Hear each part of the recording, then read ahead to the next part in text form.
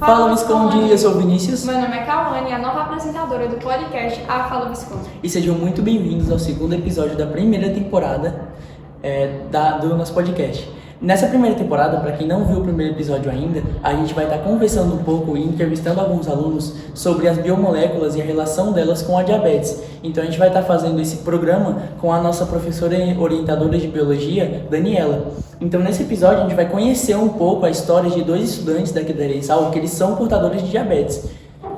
Então é importante ressaltar também que o diabetes ele é um grupo de doenças metabólicas que são caracterizados por uma hiperglicemia e são associados a várias complicações que são resultantes de defeitos de secreção ou da ação da insulina.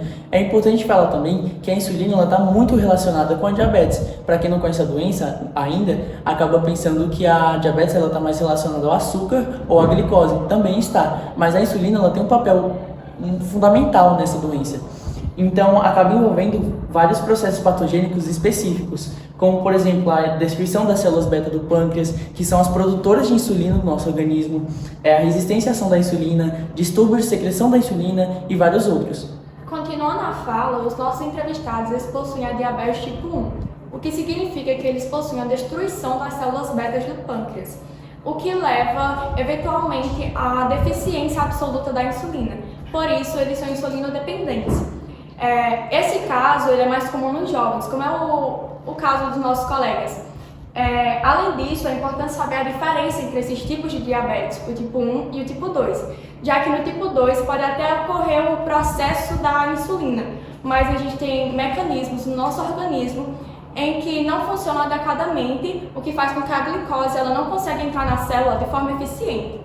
A gente também trouxe uma estatística em que diz que 5 e 10% das pessoas que possuem diabetes, elas possuem o tipo 1 e já 90% possuem o tipo 2. Entrando nessa parte de estatísticas, é importante a gente também falar que no tipo 1, ele geralmente aparece na infância ou na adolescência, como é o caso dos nossos convidados, como o Cauane já falou na fala dela. Já no tipo 2, é muito mais comum aparecer em adultos e em idosos. Por isso que a gente não está conseguindo trazer aqui ninguém que tenha esse tipo 2. Porque aqui na escola, como é um podcast que a gente vai entrevistar estudantes, a gente não consegue trazer alguém que tenha uma idade acima de 18 anos, que é a idade máxima que é permitida aqui na escola. Nesse caso, por ter também pessoas mais velhas com tipo 2, também vale lembrar que é praticamente por conta da alimentação. Porque você pode adquirir essa diabetes a partir da sua alimentação. Principalmente vocês sabem que pela gordura, pela glicose, o que é trabalhado também nas biomoléculas. Também vale lembrar que os indivíduos portadores da diabetes tipo 1, eles precisam tomar insulina por conta que a glicose que eles ingerem, ela precisa virar energia e não permanecer na nossa corrente sanguínea. Então, completando essa frase de Cauane, a diabetes tipo 2 está muito envolvida com o sedentarismo e com a alimentação, também com o aumento de peso. Então, na fala de Esther, no primeiro episódio, ela disse que a obesidade tipo 2 está muito envolvida com essa obesidade.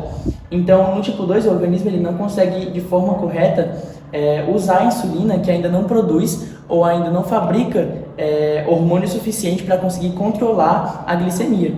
Então, dessa forma, em alguns casos, o uso da insulina ou de hipoglicemiantes orais metimorfina, eles são muito necessários. Então, agora a gente vai passar para o segundo tópico desse episódio, que é a parte de questionamento da nossa convidada. Então, Gabi, como que você descobriu que você tinha diabetes? Sim, foi um processo bem lento, mas muito turbulento, porque para descobrir que eu tinha diabetes foi um processo de uma semana, assim. Do nada eu comecei a sentir tudo, e tudo de uma vez. Aí, a partir da segunda eu já comecei a sentir muita vontade de urinar, muita vontade de ir no banheiro, dormia muito, muita falta de coragem e insônia também, né? Aí foi uma semana toda sentindo isso. Entendi.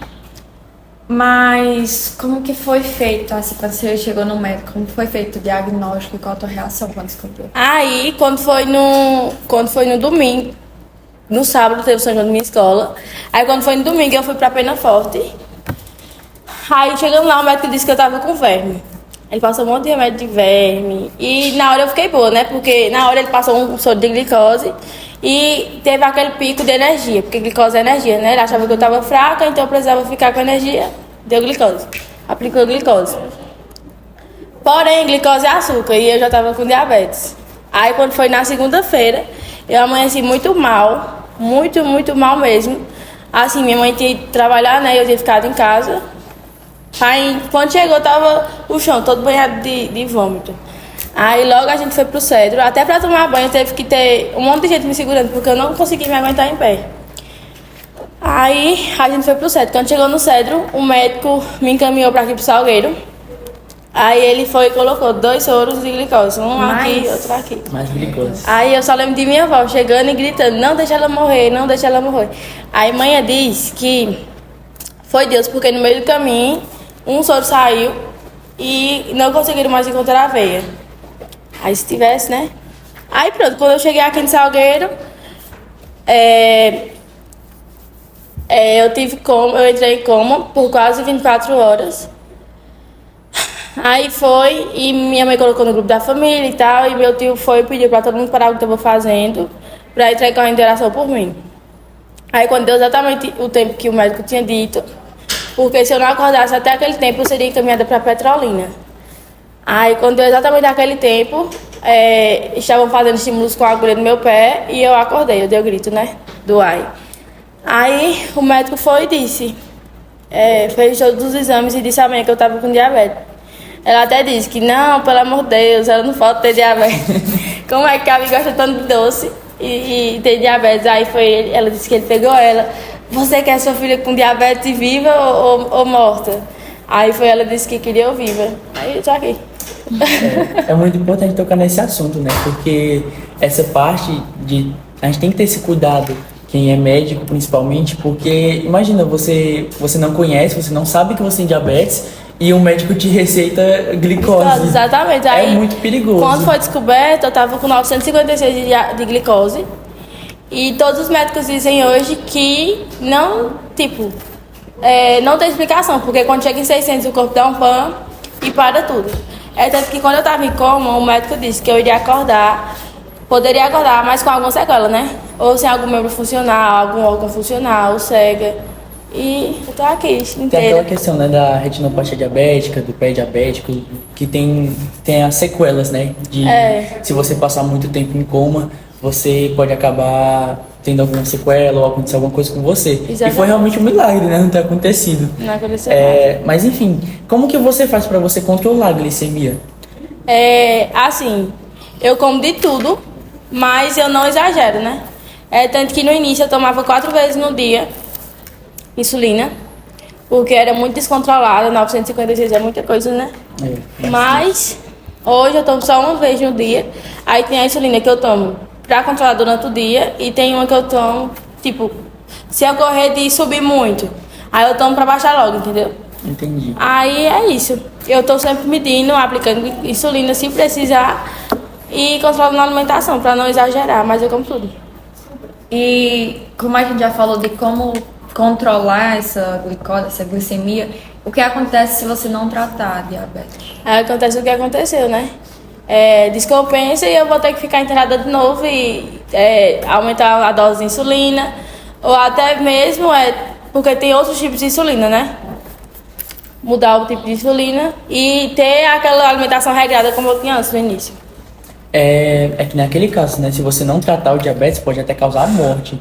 Outras doenças, exatamente. É uma coisa muito preocupante, assim, porque é que nem essa história que você contou, de quando você descobriu que tinha diabetes. Uhum. O médico, ele receitou glicose pra você, uma coisa que é muito perigosa pra quem tem diabetes. Então tem que ter muito esse cuidado, né? Você tem que saber realmente o que você tem pra você poder receitar alguma coisa. Exatamente. Não tem como você receitar glicose pra uma pessoa que você não sabe ou não tem certeza se tem diabetes ou não. É também porque normalmente quando ele chega e pergunta, você tem alguma outra doença, você tem diabetes? Aí como tu ainda não sabia que tinha, provavelmente disse que não tinha e ele acabou Exatamente. Fazendo o que fez, né? A gente tem que ter muito esse cuidado pra realmente saber se tem ou não. Porque tem pessoas hoje em dia que têm diabetes, mas não sabem que tem. Então acaba passando muito mal, Porque antes de aplicar uma substância dessa, deveria ter feito o exame, né? Exatamente. Pra ver o que é que tem exatamente, pra ir... Porque foi um milagre o que aconteceu, mas se fosse outra pessoa, realmente. o que é que teria acontecido? Gabi, Quais dificuldades que você tem por conta do diabetes no seu dia a dia? Nenhuma, não acredita? Nenhuma. Assim, no início, mãe tinha muito medo de eu sofrer bullying na escola, porque foi descoberto que eu estava na 5ª série e foi de boa. Mãe falou com os professores, meus colegas ficavam só curiosos para saber o que era aquilo, mas não teve nada assim. Então eu acho que por eu tratar isso como uma coisa normal no meu dia a dia, que eu não me sinto doente, é só um detalhe que tem no meu corpo, porque todo mundo tem insulina.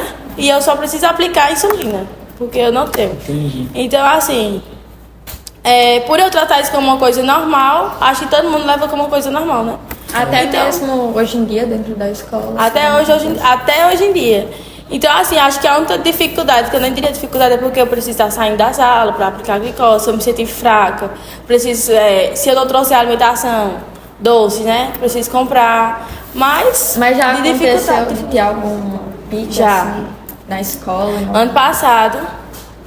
Não, é pra próxima pergunta.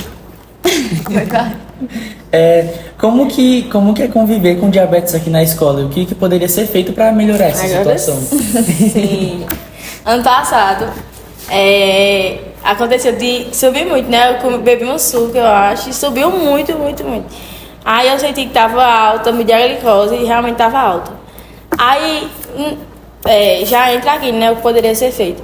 Não tinha área para ligar para mãe, eu tive que ir na direção ligar. Aí não tinha transporte, nem o transporte para me levar pro regional. Tava em 600 e tanto, tava muito alto. Aí, mãe teve que ligar para uma pessoa que nem é tão próxima para vir me buscar. Então, assim, o que poderia ser feito para melhorar essa situação? Eu acho que primeiro deveria ter uma alimentação mais balanceada para essas pessoas, porque, por exemplo, da mesma forma que tem fruta no almoço, poderia ter essa opção de café da manhã, né? Uma fruta no café da manhã. Então, é isso. E também a questão do transporte, né? Porque, por exemplo, eu deu certo, mas se fosse alguma coisa mais grave, se tivesse mais alto, entendeu? E também eu acho que é por isso que algumas escolas têm a enfermaria já na escola, né? Para esses Exatamente. casos. Mas é importante ressaltar isso, porque esse cuidado, principalmente em um ambiente escolar, que tem diversos alunos, se acontecer alguma coisa, a gente necessita desse transporte, a gente precisa que tenha esse apoio, que a gente consiga se locomover para um hospital se for necessário, Com mais ou que facilidade, consiga cuidar. Com mais facilidade. Mas, então, a gente está estudando as biomoléculas, o DNA, por exemplo, que ele carrega os nossos genes, as proteínas, os carboidratos, os lipídios, e principalmente, nesse caso, as proteínas, carboidratos e lipídios, eles estão muito presentes na nossa alimentação. Aí a gente queria saber como é a sua dieta, se precisa de algum acompanhamento nutricional e se o consumo de alguns alimentos eles são regrados. Como vocês falaram, né, que a questão das proteínas, carboidratos e lipídios. A alimentação do diabético tem que ser rica em proteínas, né? E pobre em carboidratos e lipídios. Ou seja, no início do meu processo de ser diabética e tal, eu tinha uma dieta bem regrada. Tinha um café da manhã, almoço, jantar, o que é que eu ia comer? Não podia passar daquilo. Se passasse, já subia, porque era muito descontrolado. Aí, hoje em dia, eu não preciso tanto disso, porque minha glicose está muito controlada, né? Mas se tiver o caso de chegar ao caso de descompensar de verdade, igual eu estava, ou até descompensar um pouquinho, eu tenho que voltar a ter acompanhamento nutricional com nutricionista e ter aquele acompanhamento regrado. Mas hoje não, antes eu tinha, hoje não. Mas se precisar, eu tenho que voltar, né? Entendi. E o consumo de determinados alimentos precisa ser regrado, precisa. É como eu disse, né? Precisa ser controlado. Eu não posso exagerar, comer um pouquinho aqui para matar a vontade, mas sem exagero. Sem exagero, né? Mas então é isso, Gabi. Obrigado pela participação. Eu que agradeço. Então agora, pra gente finalizar esse segundo episódio, a gente vai fazer uma breve conclusão do que a gente falou aqui. Então, assim como foi dito no primeiro episódio, a gente estava utilizando a abordagem STEAM. No desenvolvimento da nossa temporada. Dessa temporada aqui, a gente vai ter que utilizar essa abordagem. Então, para quem ainda não viu o primeiro episódio, STEAM é basicamente a sigla utilizada para ciência, tecnologia, engenharia, artes e matemática. Então, por isso, a importância do conhecimento matemático sobre os dados estatísticos referentes ao diabetes. Além disso, também é muito importante a análise e produção de infográficos sobre essa doença. E é com base nas nossas pesquisas que a gente gostaria de deixar esse anúncio, essa conscientização, na verdade esse alerta para vocês, sobre o crescente número de casos de diabetes no mundo, uma vez que a OMS, que é a Organização Mundial de Saúde, ela vem classificando a diabetes como uma doença mundial, como uma epidemia mundial. E dessa forma, o cenário ele suscita de medidas de prevenção e controle da diabetes, bem como suas complicações, até porque a diabetes ela é uma doença que carrega com si algumas complicações. E caso contrário, o nosso país, o mundo inteiro, ele estará fadado de um número expressivo de pessoas com diabetes. Uma complicação da diabetes que podemos citar aqui é o surgimento de úlcera nos pés, as quais podem precipitar a amputação do membro ou de uma parte dele, também conhecido como pé diabético, caracterizado por uma ferida, no caso essa úlcera, nos membros inferiores. Já que a diabetes ela também causa problemas de circulação, o que dificulta a chegada de sangue nos membros mais distantes do coração, como é o caso dos pés. Em consequência, essa região recebe menos oxigênio, o que prejudica a cicatrização e que pode levar à morte do tecido, o que é chamado de gangrena ou necrose. Dando sequência a essa fala de Cauane, outra complicação muito séria do diabetes é a retinopatia diabética, que é conhecida pelos médicos e doutores como RD, que basicamente ela afeta pequenos vasos da retina, que é a região do olho responsável pela formação de imagens que são enviadas ao cérebro. Então, o aparecimento da diabetes, da retinopatia diabética, ela está muito relacionada principalmente ao tempo de duração da diabetes e ao descontrole da glicemia. Como o Gabi já tinha falado aqui, esse descontrole da glicemia acabou levando ela a quase ter alguma sequela, porque... No caso, quando ela ficou em coma.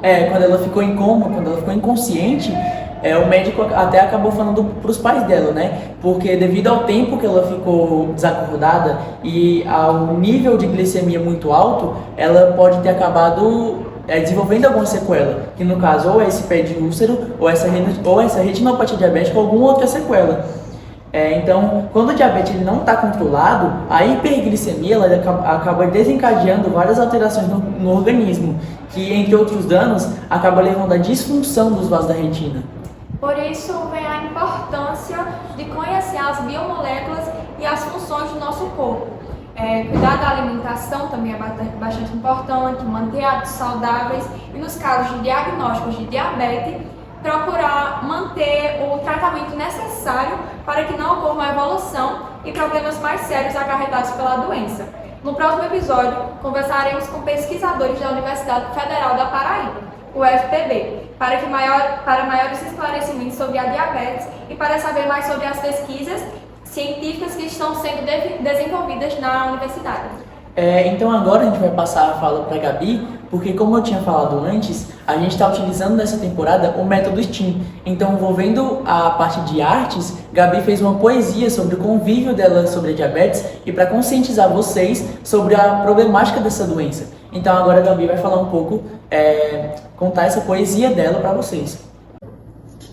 Senti um susto ao saber de tal notícia. Descobri que estava com algo novo em meu corpo.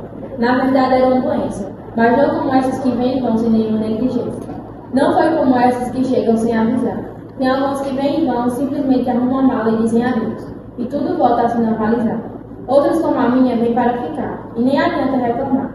Fiz isso um pouco, não vou negar. Mas se veio para ficar, foi preciso que eu fizesse de meu corpo seu lar. Mudei minha vida para ela em mim se alojar. E sem muita dor, aquela criança que amava e ama doces, entendeu que entre os demais, de repente, tornou eu. A doença que veio para ficar. A doença que fez Deus se apresentar. Com a ajuda de mãe e pai e dos demais, aceitei que sou assim e a vida ainda é linda. Mas aqui vai um conselho. Trate sua doença como uma amiga para se livrar da dor. Mais precisamente como uma mestra para torná-lo entendedor.